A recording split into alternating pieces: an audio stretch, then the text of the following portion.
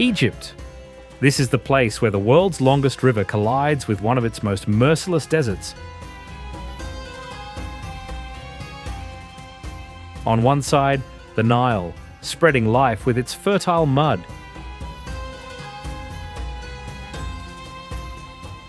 Just a few miles away, an endless sea of sand that dries out everything in its path.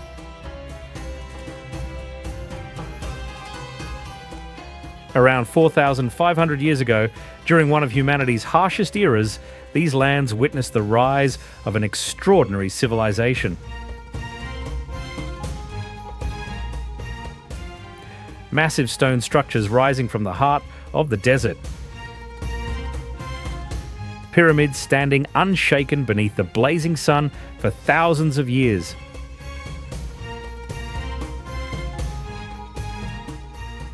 And colossal statues guarding the entrances of ancient temples.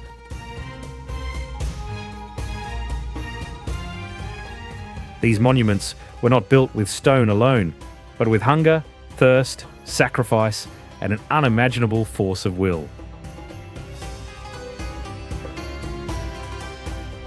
From hieroglyphs carved into towering columns to dazzling golden masks, every detail revealed their devotion to knowledge, order, and beauty. They took raw stone and transformed it into belief, power, and ultimately, immortality. What made Egypt truly unique was its ability to create perfect order through mathematics and architecture in a land where life was almost impossible. In a world where everything depended on a single source, the Nile, people did far more than survive. By mastering agriculture and building cities far ahead of their time, they changed the course of history. Egypt was a land shaped by the sharp contrasts of both geography and destiny. On one side stood the pharaohs, chasing eternity, surrounded by gold and unimaginable wealth. On the other, ordinary workers struggled to survive in the dust and heat beneath the burning desert sun. Today, history still breathes in the very heart of Egypt, standing side by side with modern buildings and everyday life. Now it is time to descend into the depths of this ancient world, to uncover the thousands of years of memory hidden beneath the stone and sand.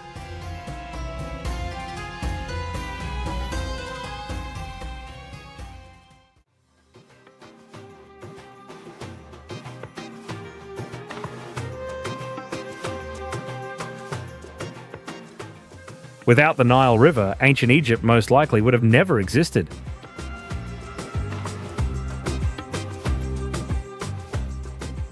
Because most of these lands were almost completely unfit for life.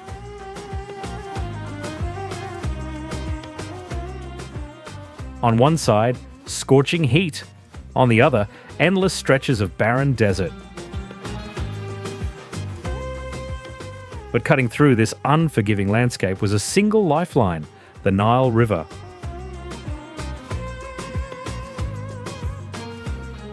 And life itself was built around it.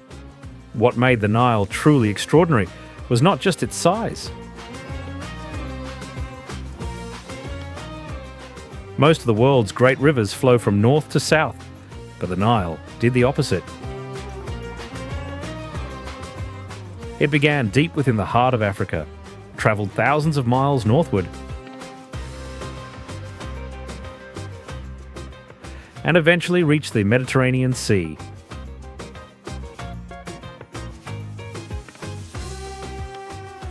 But its true importance was never about the direction it flowed.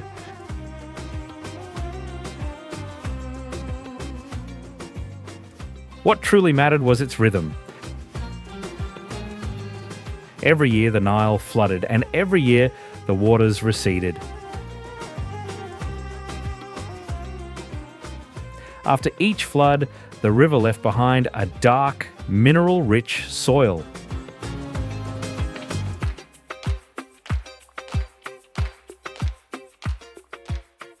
Even today, the fertile black earth along the Nile can be clearly distinguished from the deserts surrounding it.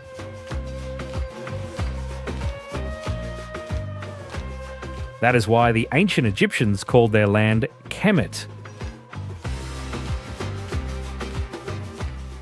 meaning the Black Land. These were the rich and fertile lands of the Nile.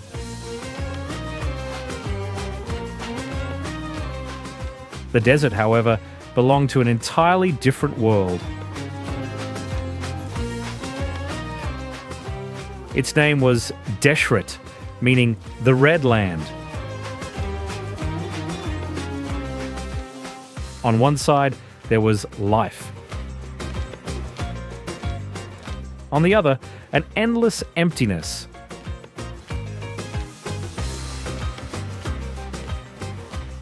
And the force that separated these two worlds was the Nile. The Nile's floods arrived at nearly the same time every single year. This cycle gave people the feeling that nature itself could be understood and controlled.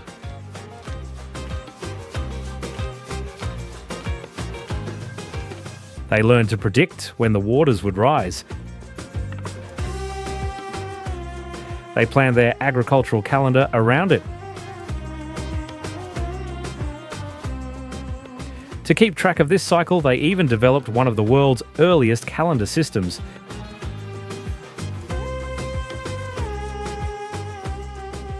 They knew when to plant their crops. And they knew exactly when to harvest them. This order made agriculture possible. Agriculture gave birth to cities. And from there, one of history's first great civilizations emerged.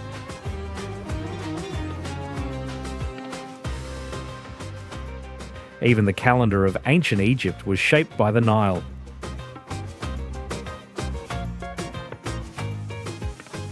Because the river's flooding did not only control the fields, it controlled time itself.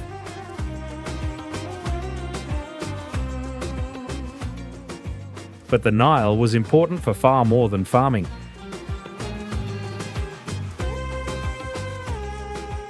It was also one of the greatest transportation routes of the ancient world. The river flowed northward, while the winds usually blew toward the south.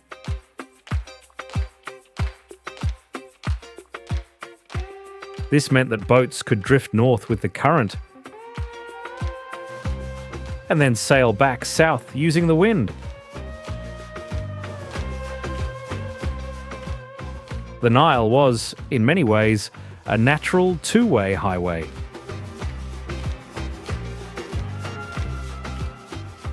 Trade flourished.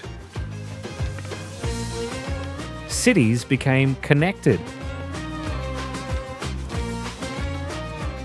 Massive stone blocks were transported across hundreds of miles. Much of the temples and pyramids still standing today were only possible because of the Nile. And perhaps the true power of ancient Egypt was hidden in exactly that. The ability to create order from chaos in the middle of the desert.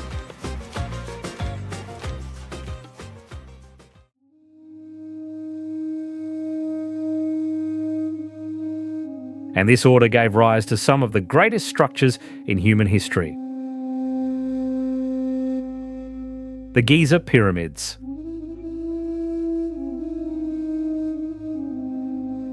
These massive monuments consist of three great pyramids. The largest is the Great Pyramid of Khufu. Right beside it stands the Pyramid of Khafre. And the smallest of the three is the Pyramid of Menkaure.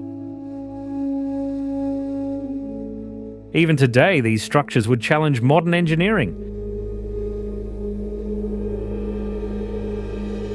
Yet they were built nearly 4,500 years ago, rising from the middle of the desert with astonishing precision.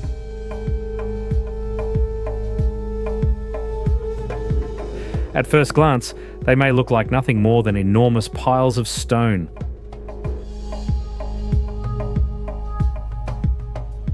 But the closer you get, the more everything changes.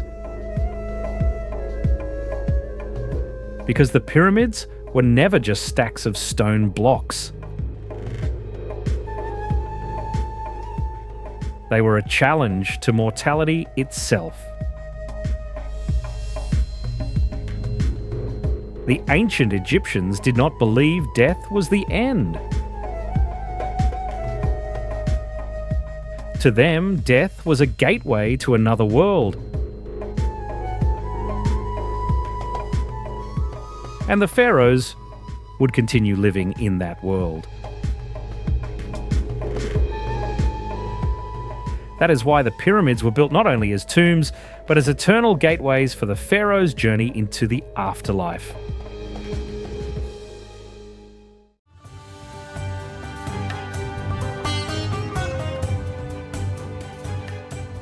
And the most famous of them all is the Great Pyramid of Khufu. The only surviving structure of the seven wonders of the ancient world. It once stood at nearly 146 metres tall. At the time it was built, it was the tallest human-made structure in the world. And it held that title for nearly 3,800 years. Inside the pyramid are around 2.3 million stone blocks. Some weigh several tons, others reach as much as 80 tons. And perhaps the most astonishing question is this: how did they build it? Because there were no engines, no cranes, and no modern machines.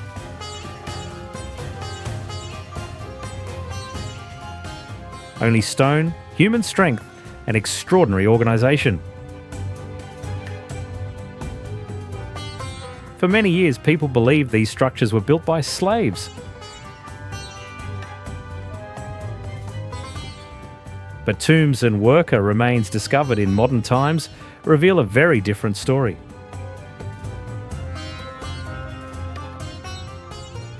Most of the people who built the pyramids were skilled, paid workers. Thousands of people working together for a single purpose.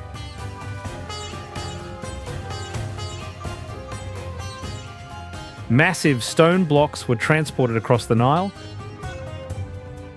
then pulled upward using ramps, sleds, and ropes. And all of it was done with incredible precision. The Great Pyramid of Khufu is aligned almost perfectly with true north, south, east, and west. Researchers believe the ancient Egyptians used the stars to find their direction.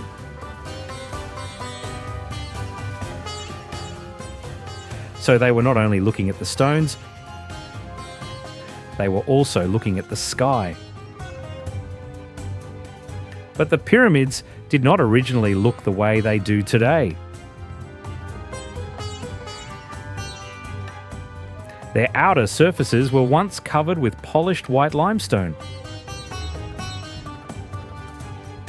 When sunlight struck them, they shined like giant mirrors in the middle of the desert.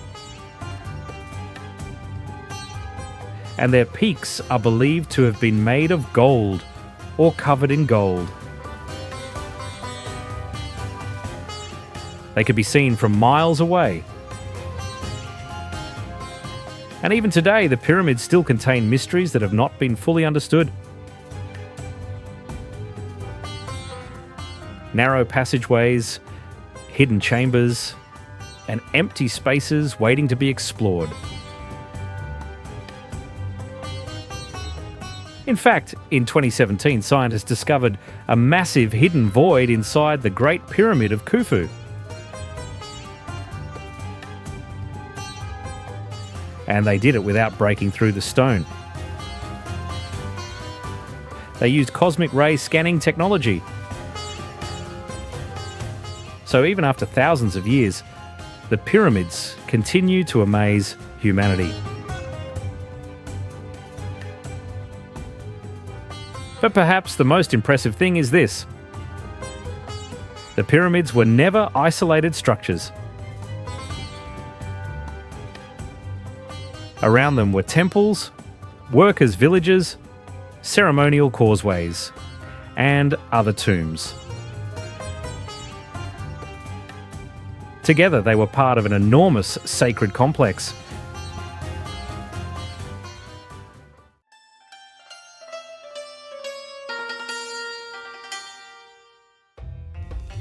And among all these structures, there was another presence that had been watching over the silence of the desert for thousands of years. The Great Sphinx of Giza. Standing beside the Giza pyramids, this colossal statue is about 73 metres long and 20 metres high. It was carved from a single massive block of stone. So unlike the pyramids, it was not built piece by piece. It was carved directly from the desert plateau itself.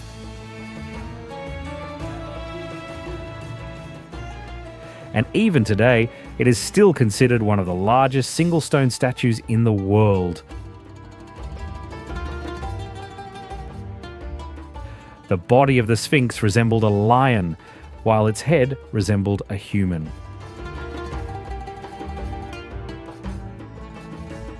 Because in ancient Egypt, the lion symbolized power. And the human face represented wisdom and the authority of the pharaoh. So this statue was sending a single message: power, intelligence, and eternal protection. Most researchers believe the Sphinx was built to guard the pyramids. And for thousands of years, it truly did. But the form we see today is not the original one. Because in ancient times, the Sphinx was painted in vivid colours. Its face carried red tones, while its body was covered in blue and yellow paint. So the pale stone figure we see in the desert today once looked like a giant, radiant monument shining beneath the sun.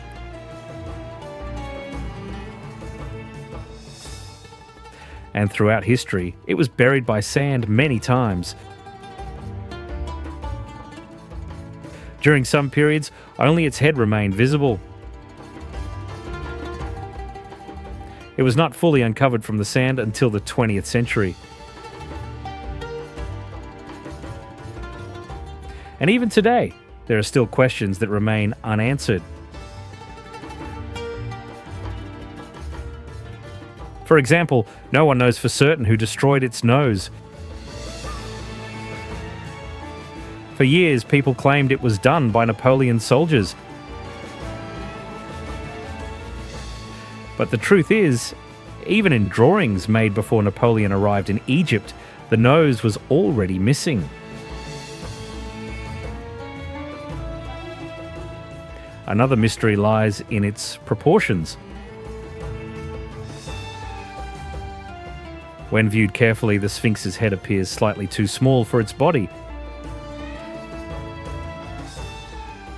Because of this, some researchers believe the monument was originally carved entirely as a lion, and that the face was reshaped later. There are even more controversial theories. Some researchers claim that certain patterns of erosion on the Sphinx's body were caused not only by wind, but by heavy rainfall.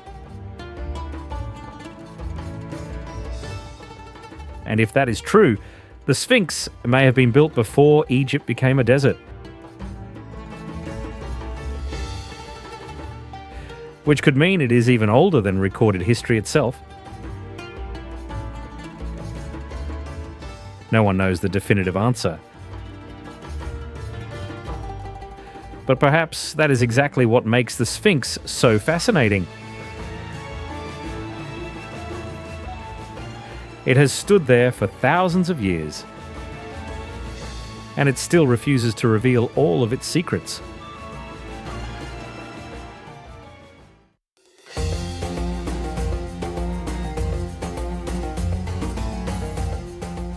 But as time passed, the pharaohs realized a harsh truth. No matter how magnificent they were, the pyramids could not stop tomb robbers. And during the New Kingdom period, after around 1500 BC, everything changed.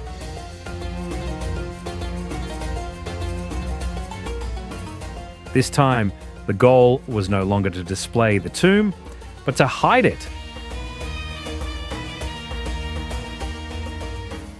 So the pharaohs turned toward a hidden valley concealed among the dry mountains on the western bank of the Nile. The Valley of the Kings.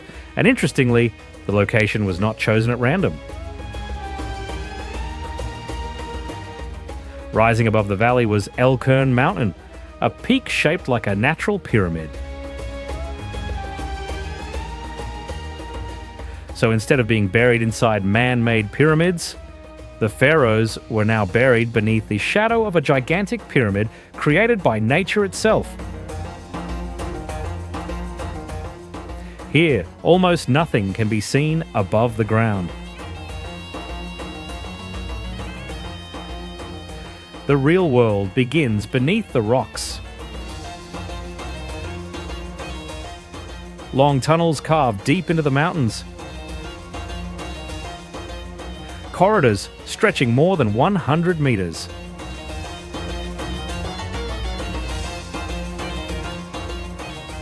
Columned halls, hidden chambers, and walls covered in vibrant colors.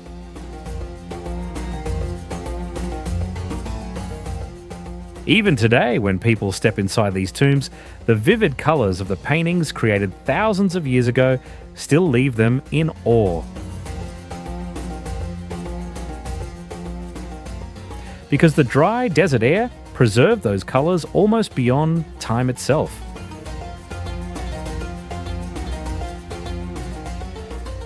And it was not only ordinary pharaohs who were buried in this valley.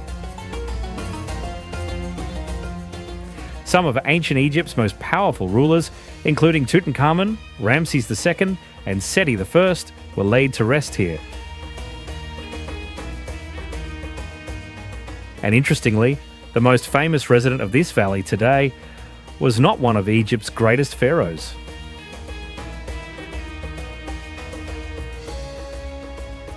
Tutankhamun was not the most powerful ruler in history. He may have simply been the luckiest. He became pharaoh at only 9 years old. And before he even reached the age of 19, he died under mysterious circumstances. He did not win great wars. He did not build massive temples. In fact, he was considered one of the least influential pharaohs in Egyptian history. But what made him immortal was not his life, but his tomb. Because nearly every tomb in the Valley of the Kings had been looted in ancient times. But Tutankhamun's tomb remained almost completely untouched for thousands of years.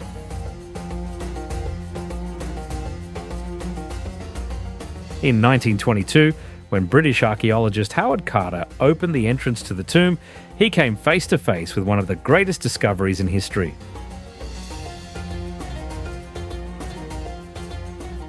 As he looked into the darkness beyond the doorway, he was asked,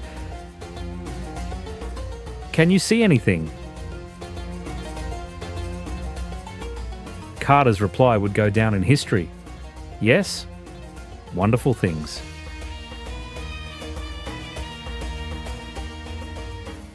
And he was right. More than 5,000 artifacts were recovered from that tiny tomb.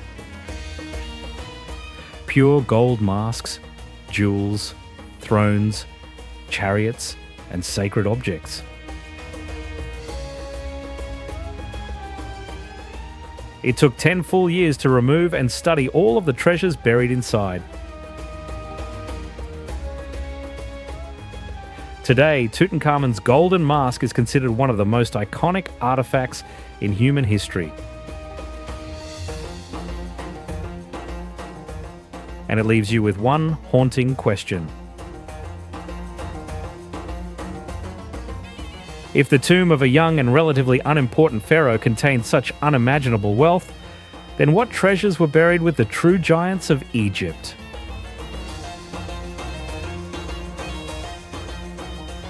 The death mask covering Tutankhamun's face is now considered one of the most recognizable artifacts in human history.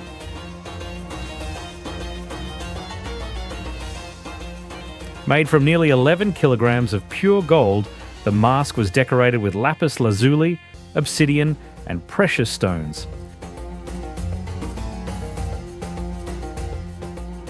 Its material value alone was extraordinary.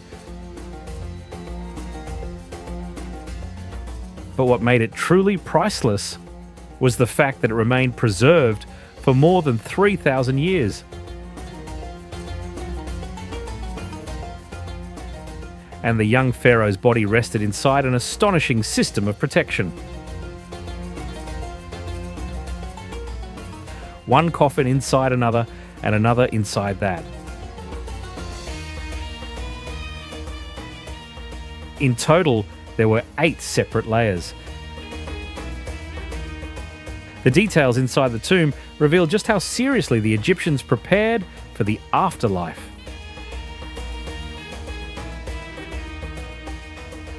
Pure gold sandals had been placed on the pharaoh's feet. Even his toes were covered one by one with golden caps. Because to them, death was simply a journey into another world. But one of the most astonishing objects found inside the tomb was a small dagger. Years later, when scientists analysed the dagger, they discovered that the iron used to make it had come from a meteorite.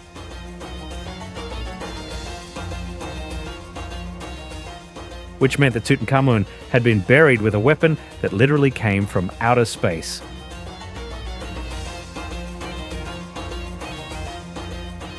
And at the entrance of the tomb, another figure waited silently in the darkness. Anubis, the jackal-headed god of death. With his jet-black body and golden details, he'd guarded the treasure for thousands of years.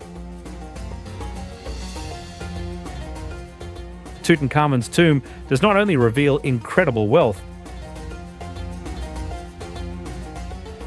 it also shows just how obsessed ancient Egypt was with death, power, and eternity.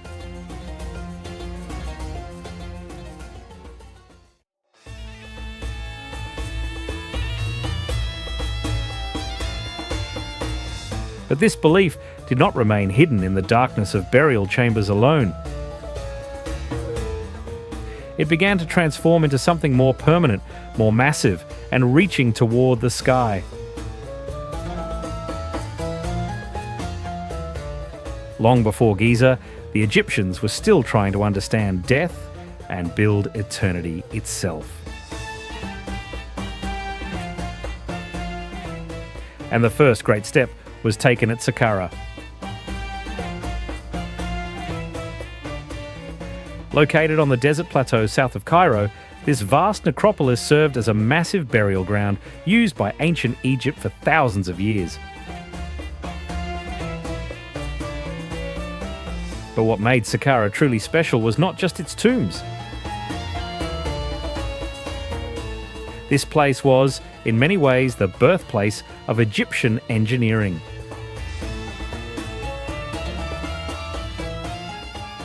Because it was here that history's first great stone pyramid rose into the sky. The Step Pyramid, built for Pharaoh Djoser, is considered the ancestor of the pyramids we know today.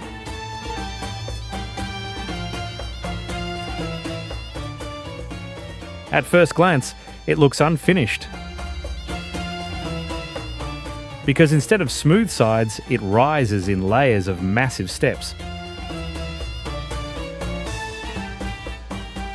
But in reality, this structure was one of humanity's greatest experiments with stone. And behind this revolution stood a single name, Imhotep. The first known architect, engineer, and physician in recorded history. He was so deeply respected that centuries after his death, the Egyptians transformed him into a god of wisdom and healing. Saqqara also revealed how pyramids evolved over time. In the beginning, there were only rectangular tombs known as mastabas. Then these tombs were stacked on top of one another, and the idea of the pyramid was born. But the real mystery of Saqqara was hidden beneath the sands. Dark underground tunnels stretching for miles, massive stone galleries, and gigantic single-piece granite sarcophagi, each weighing nearly 100 tons.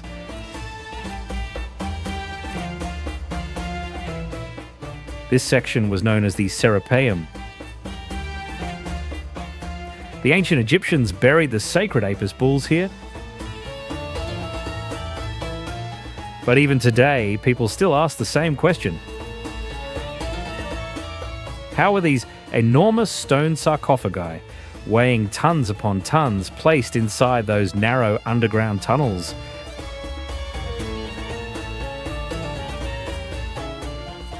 At Saqqara, it was not only stone structures that were rising. Some of the earliest sacred texts in human history were emerging there as well. The inner walls of the Pyramid of Unas were covered with hieroglyphs, now known as the Pyramid Texts. These writings contained prayers, spells, and sacred words believed to help the pharaoh ascend into the heavens after death. For the Egyptians, death was a second journey, one that required careful preparation. And Saqqara still has not revealed all of its secrets. Even just a few years ago, archaeologists uncovered hundreds of untouched colourful coffins and newly discovered tombs. Scientists believe that a large part of the site still remains buried beneath the sand, which means Saqqara was more than a necropolis. It was a gigantic laboratory filled with the first experiments, the first mistakes, and the first brilliant ideas of Egyptian civilization.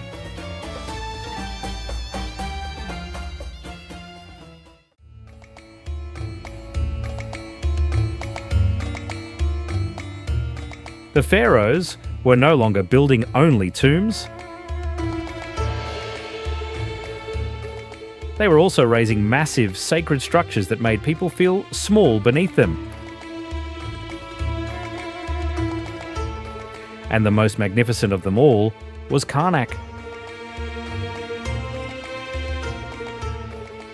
Known to the ancient Egyptians as Ipet Sut, meaning the most select of places, this enormous complex covered nearly 100 hectares of land.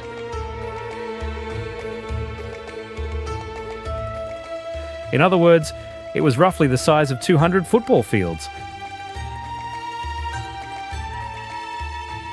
But this was not just a single temple.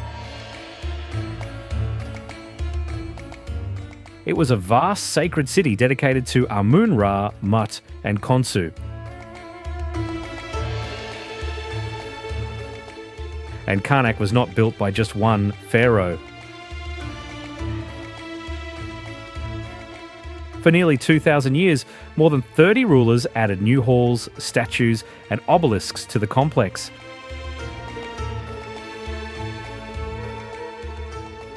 Each pharaoh tried to leave a greater mark than the one before him.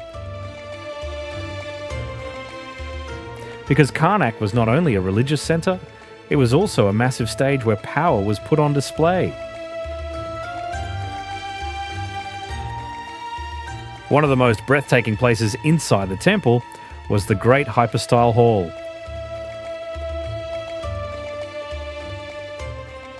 Here, 134 gigantic stone columns rose toward the sky. Some of them stood nearly 21 meters tall, almost the height of a 7-story building.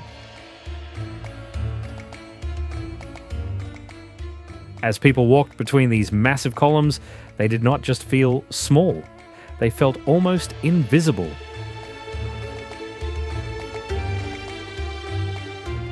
At the entrance of the temple stood rows of ram-headed sphinxes. These were the sacred guardians of the god Amun. And perhaps the most fascinating thing about Karnak was this: the complex was never truly finished.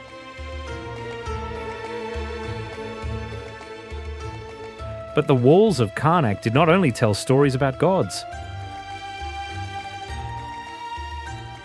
They also preserved tales of power struggles, revenge, and forgotten history.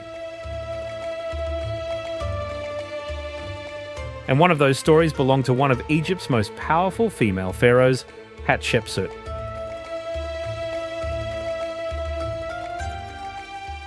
Hatshepsut ordered the construction of a massive obelisk at Karnak, standing nearly 30 meters tall. Carved from a single piece of pink granite, the monument weighed hundreds of tons. But after her death, Thutmose III tried to erase Hatshepsut's name from history. He could not destroy the obelisk because even that proved too difficult.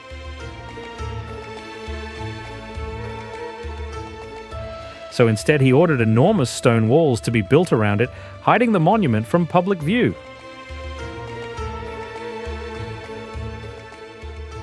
But the irony was this: those walls of hatred protected the obelisk from sand and wind. And today, Hatshepsut's obelisk still stands as one of the best preserved monuments in Egypt. Yet the stones of Karnak did not only preserve the stories of pharaohs, they also recorded turning points in world history. Gigantic copies of the Treaty of Kadesh, the world's earliest known written peace treaty between the Egyptians and the Hittites, were also carved into the temple walls. Which means this temple was not just a place of worship, it was also a historical archive carved into stone. And even today, an ancient tradition still lives on inside Karnak. Near the temple's sacred lake stands a giant stone scarab, the sacred dung beetle of ancient Egypt. According to legend, if you walk around the statue 7 times, your wish will come true. A ritual that began thousands of years ago is still practiced to this day.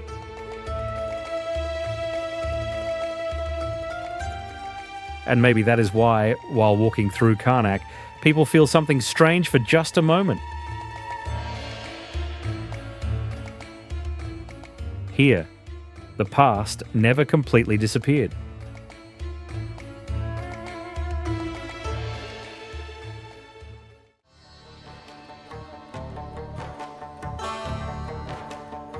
And centuries later, the grandeur of ancient Egypt revealed itself once again, far to the south, in another extraordinary place, Abu Simbel.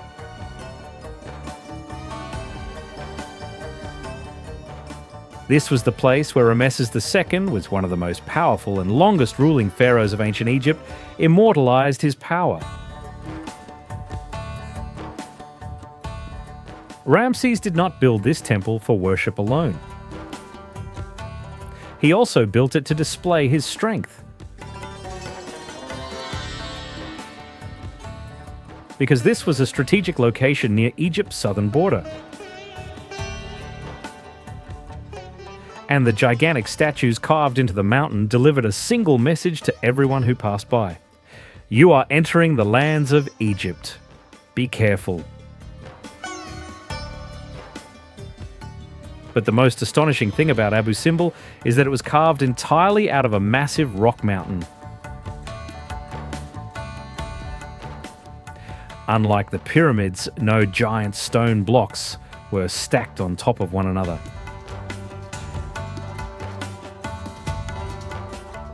The entire temple was carved directly from the living rock itself.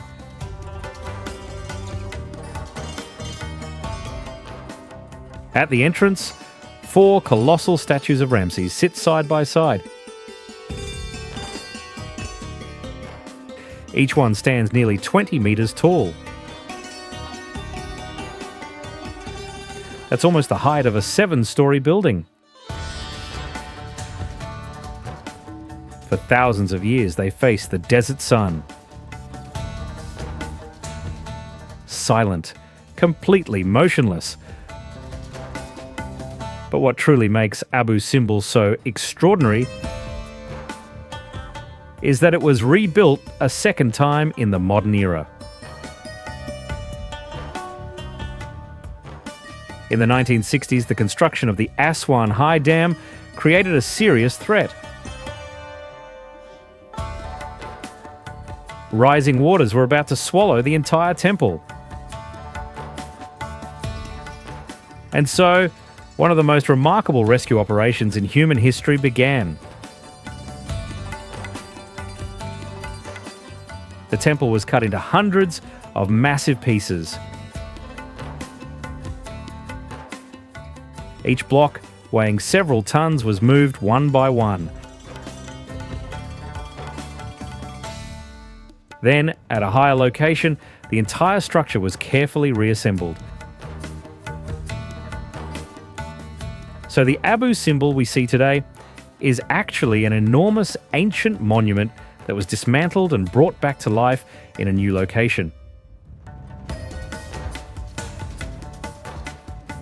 The inner sanctuary of the temple was designed with such precision that sunlight enters and illuminates the sacred statues only 2 days each year.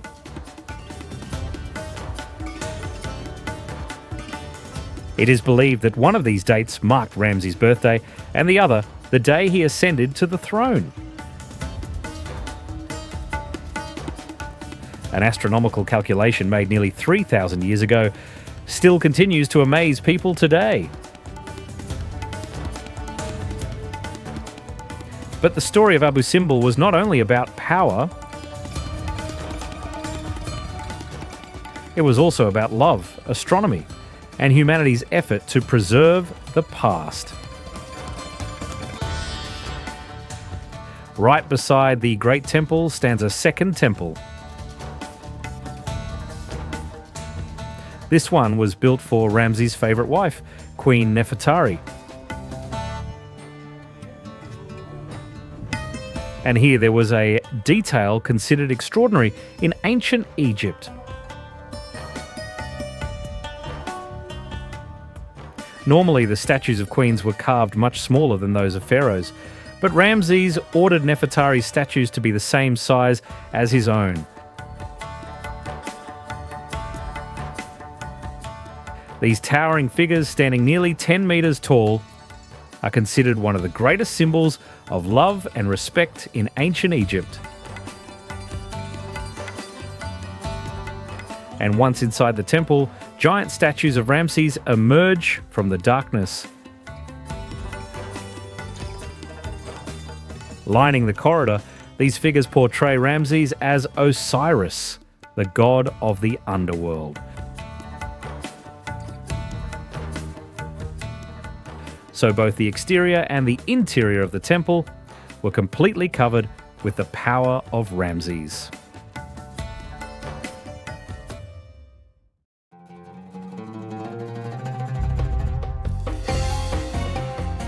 Rising from the calm waters of the Nile River, the Philae Temple was not only one of the most beautiful temples of ancient Egypt, but also one of its most sacred places.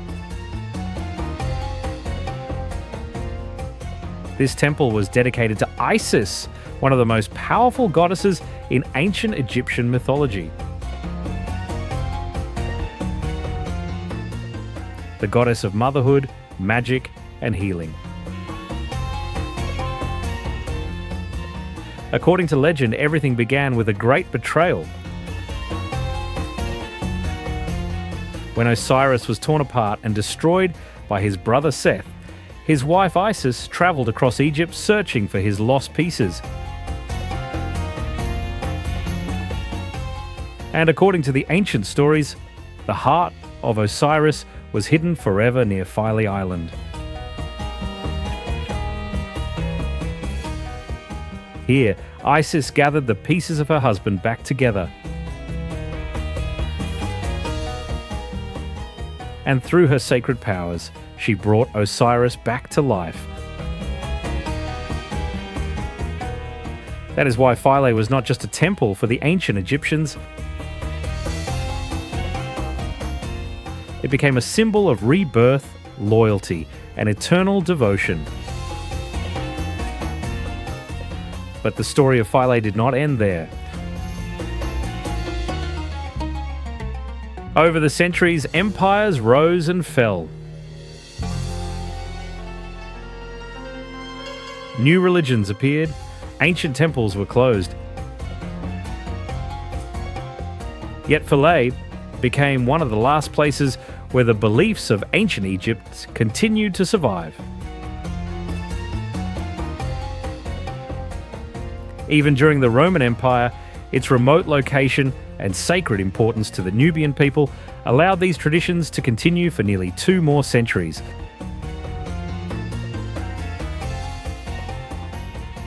And some of the last hieroglyphic inscriptions in the world were carved into stone here. So the Philae Temple was not simply a structure made of stone. It was the final breath of a civilization that had endured for thousands of years.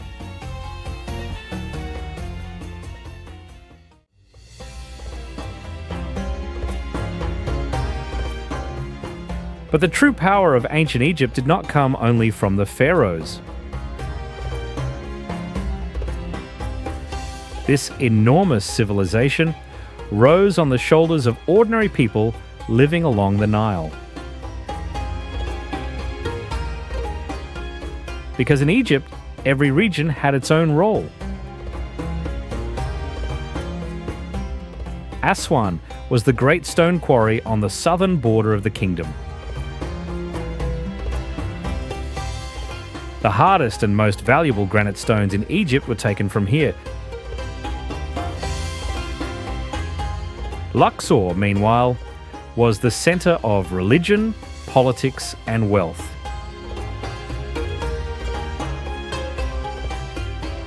Temples rose there, and the power of the pharaohs was displayed there. So the stones cut in Aswan were transported hundreds of kilometres along the Nile and transformed into massive structures in Luxor.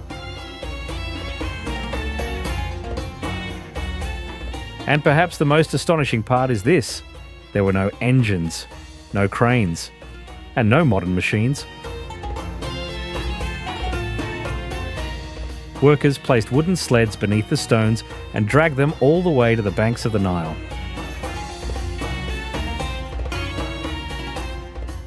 During the flood season, when the Nile waters rose, these enormous blocks were loaded onto special rafts formed by multiple boats connected together. These giant platforms looked like floating islands of stone.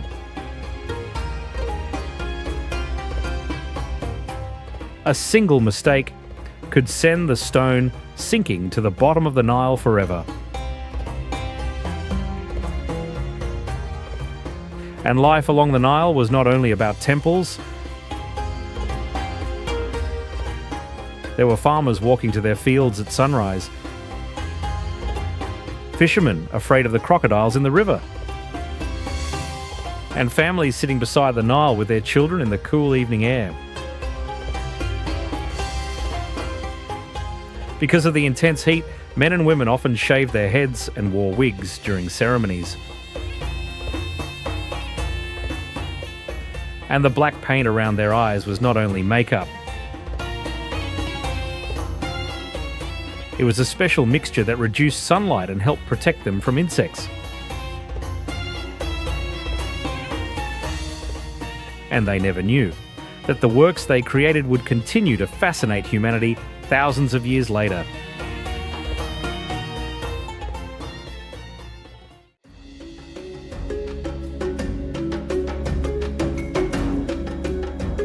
In the north, where the Nile meets the Mediterranean, another city was rising, a city that would change the fate of the world. Alexandria.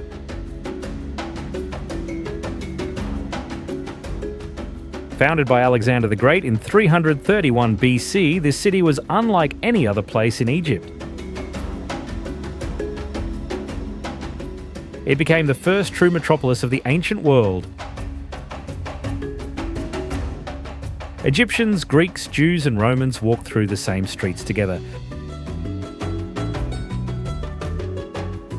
Different languages were spoken. Different gods were worshipped. And at the very heart of the city stood a place dedicated to preserving the memory of humanity. The Library of Alexandria. Its goal was almost unbelievable: to gather all the knowledge in the world into a single place. That is why every ship arriving at the harbour was searched. All books and scrolls on board were temporarily taken by the state, copied by scribes, and the originals were kept inside the library.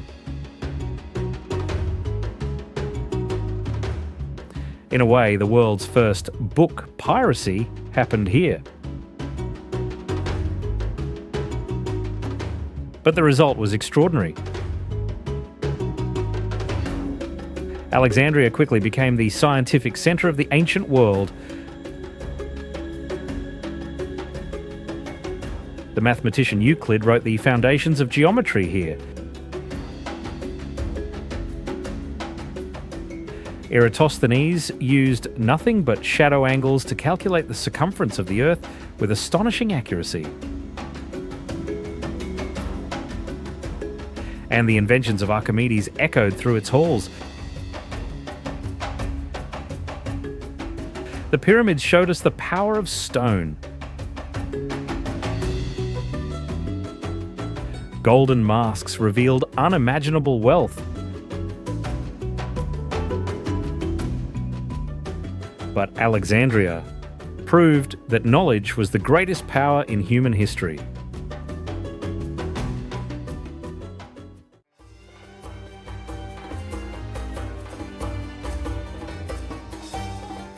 But behind all of this greatness, there was a brutal force of nature. Ancient Egypt was shaped not only by pharaohs, but by the desert itself.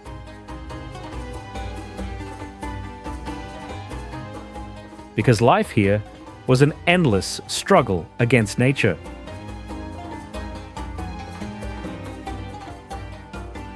When spring arrived, the Khamsin storms rising from the Sahara would turn the sky orange. Temperatures could rise dramatically within moments, and even breathing became difficult. The ancient Egyptians believed these storms were the fury of Seth, the god of chaos. But interestingly enough, those same storms also protected the Sphinx and the temples. Massive amounts of sand buried the structures for centuries, turning them into giant time capsules.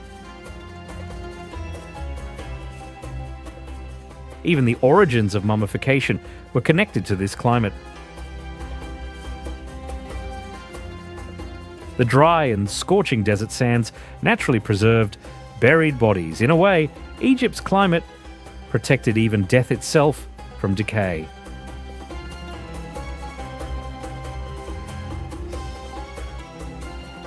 And the people who built all of these massive structures were not slaves, but skilled workers.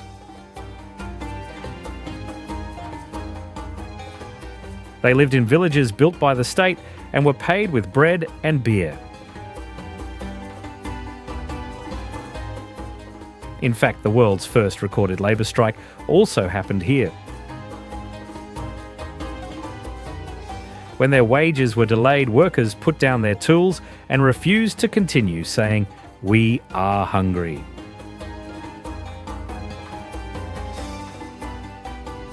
Meanwhile, the stone craftsmen of the Valley of the Kings carved tombs deep into the mountains.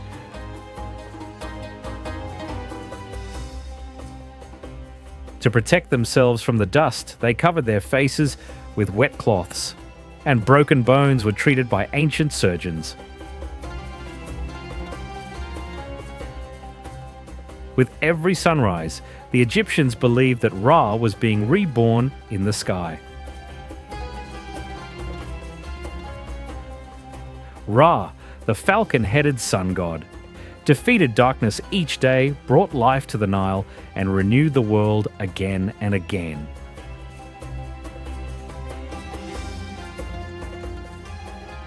And when the sun disappeared below the horizon, the journey was not over.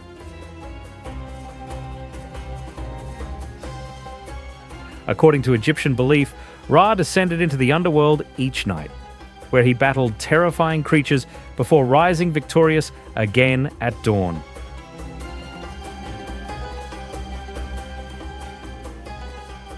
That is why, for the Egyptians, sunrise symbolized the daily victory of light over darkness. But the true ruler of the afterlife was Osiris.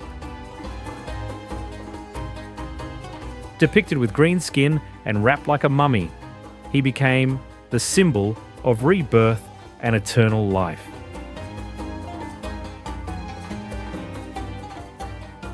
The Egyptians cared deeply about mummification because they believed that if the body was preserved, the soul could continue to live on. And there was one more figure who greeted the dead on their final journey. Anubis, the jackal-headed guardian of the dead.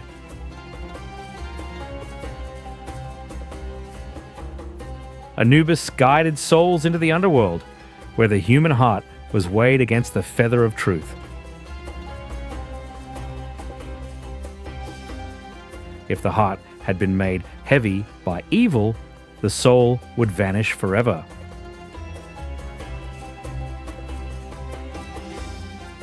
But if the heart was pure, the person would earn eternal life in the presence of Osiris.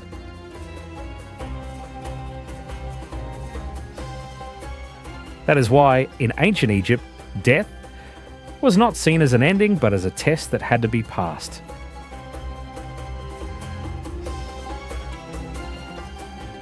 And to prepare for this journey, pharaohs filled their tombs with gold.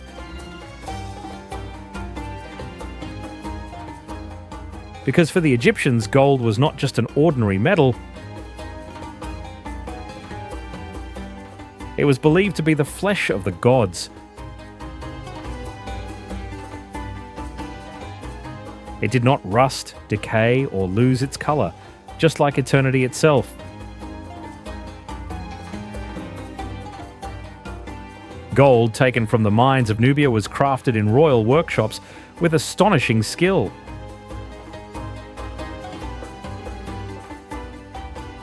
The artisans could hammer gold into such thin layers that even a wooden throne could appear to be made entirely of pure gold.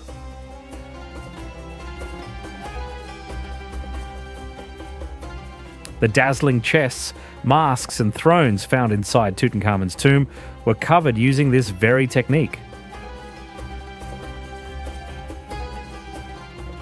Combined with deep blue lapis lazuli stones, the gold glowed inside the dark burial chambers like a miniature sun.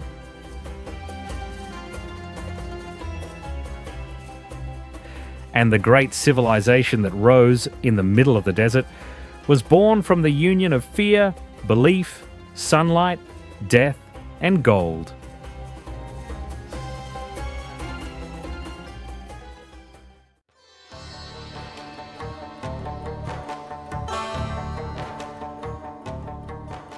And even after thousands of years, Egypt continues to fascinate humanity. The pyramids rising from the desert, the golden masks hidden inside dark burial chambers, and the cities born along the banks of the Nile.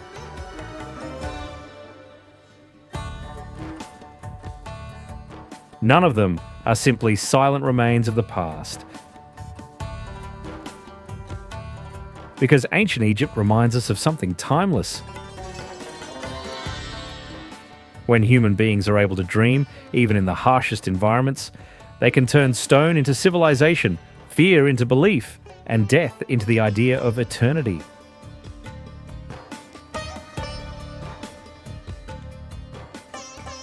And perhaps that is why the ancient world born beside the Nile never truly disappears, even after thousands of years. It still calls to us from beneath the sands. And maybe the greatest message ancient Egypt left behind was this. What truly makes a civilization great is not its gold or its massive monuments, but its ability to create order in the middle of hardship, to produce knowledge, and to leave a mark that outlives time itself.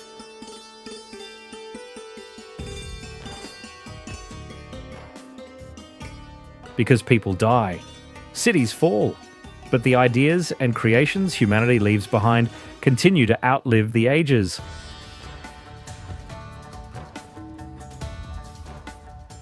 And now, we leave the traces of this ancient world with you.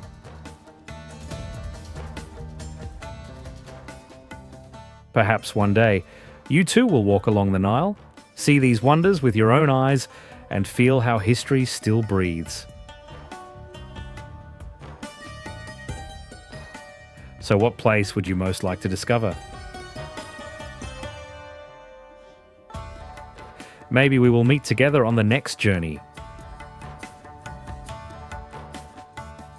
Until the next exploration. Thank you for watching.